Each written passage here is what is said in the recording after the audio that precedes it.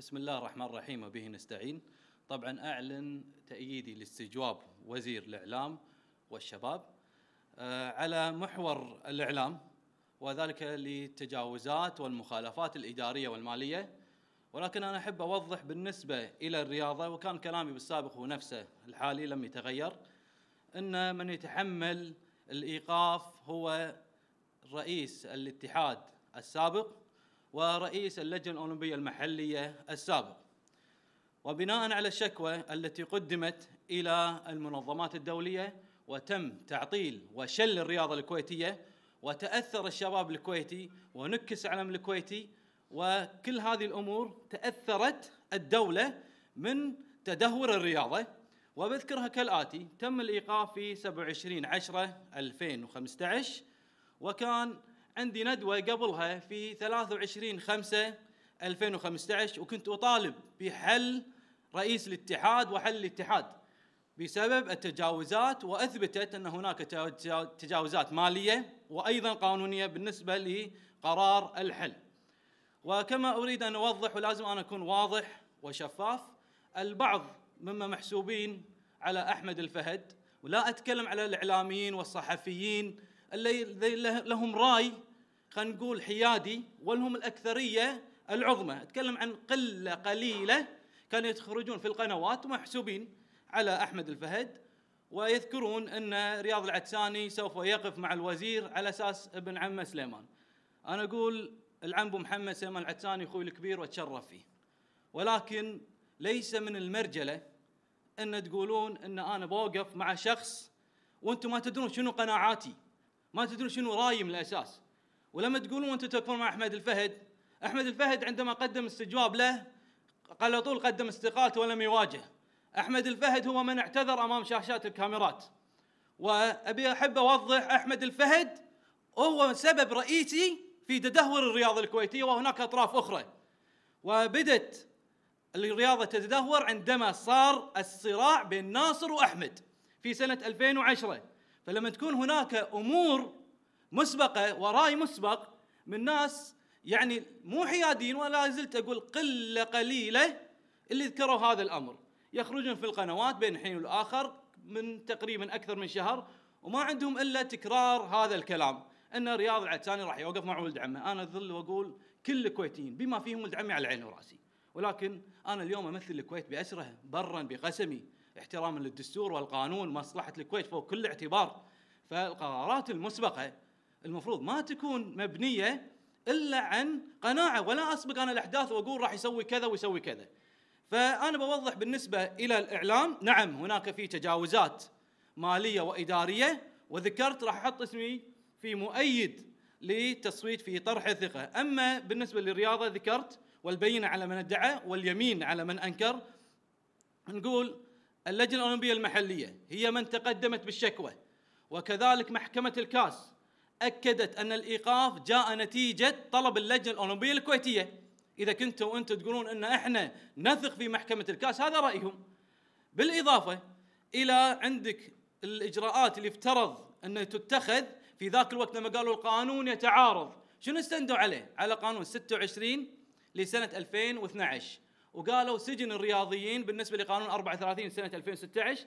سجن اللي يتكلمون عنه عقوبة السجن موجود في قانون 42 لسنة 1978، وموجود أيضا في قانون اللي يشيدون فيه في 26 لسنة 2012، وأيضا موجود في قانون 34 لسنة 2016. أنا ما أقول لكم قانون 34 لسنة 2016 جيد، أنه لازم يتم تطوير الرياضة وتعديلها. وش اللي حصل؟ حتى الناس اللي محسوبين ذكرت على أطراف من النزاع الرياضي كان يبثون فيديو بالنسبة لي مبتور، وأنا أبي أوضح كل الحقائق. ما همني رأيهم، لكن يهمني الرأي الأغلبية الساحقة من الشعب الكويتي الشريف الوفي أن أوضح لهم الحقائق.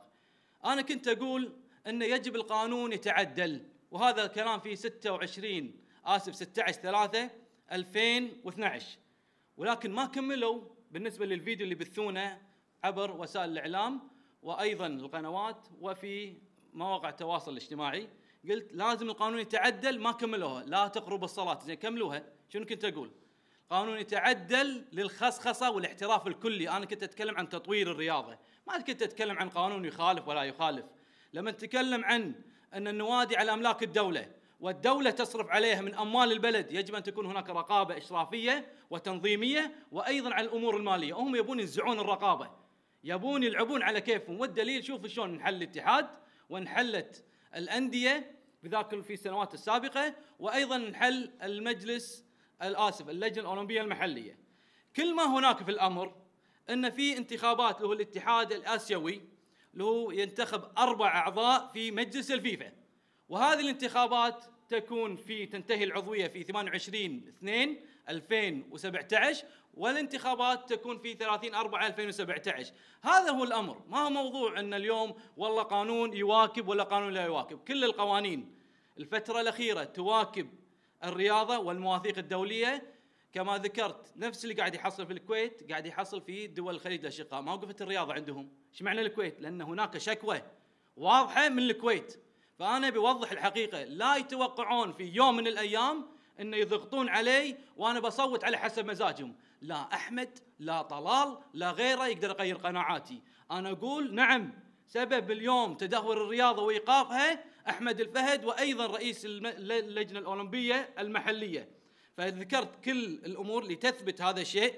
وايضا بختم على اللي طلعوا بين فتره الحين والاخر لما يقولون عني براي مسبق ان الرياض راح يكون عنده قناعه لانه راح يقف مع غريبه. يفترض دائما نقول ونستشهد في قول المولى عز وجل: قل هاتوا برهانكم ان كنتم صادقين. كانوا دائما يطلعون في قنوات ويكررون هذا الحديث. انا اقول حديثكم انتم بالذات، ما اتكلم للشعب الكويتي كله، الشعب الكويتي كله له احترامه وتقديره وكلامه على عيني وراسي. كلامكم مرسل ولا قيمه له، لانه ذاته قلتوا راي مسبق.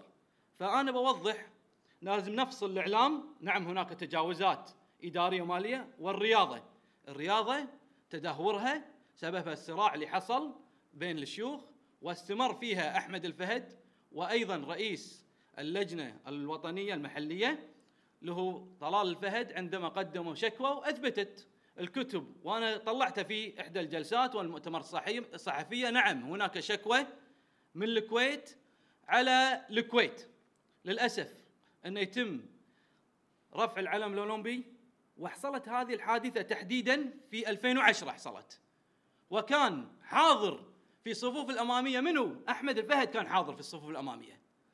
وفي سنه 2016 في اولمبياد البرازيل يقولون لك لا احنا نبي يرتفع علم الكويتي. نعم ونشد من ازركم نبي يرتفع علم الكويتي. ليش كنت انت قابل في 2010 في اولمبياد الصين؟ وكان يفترض في لندن ايضا يرتفع علم الاولمبي لولا تعهد سمو الامير وارتفع علم الكويتي في اولمبياد الدوليه في لندن. فاوضح هناك امرين: الامر الاداري والمالي وزاره الاعلام هذا امر مختلف تماما.